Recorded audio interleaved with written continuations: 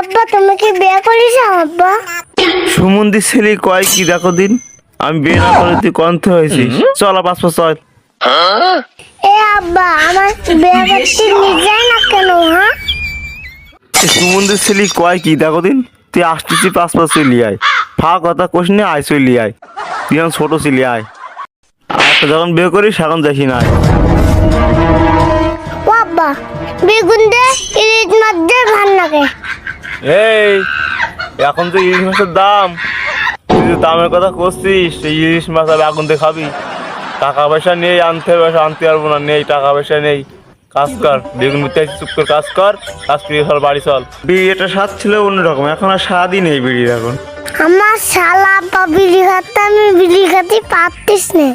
আব্বা তোমার টাকা না, তুমি বিড়ি খাতেও কোন ওরে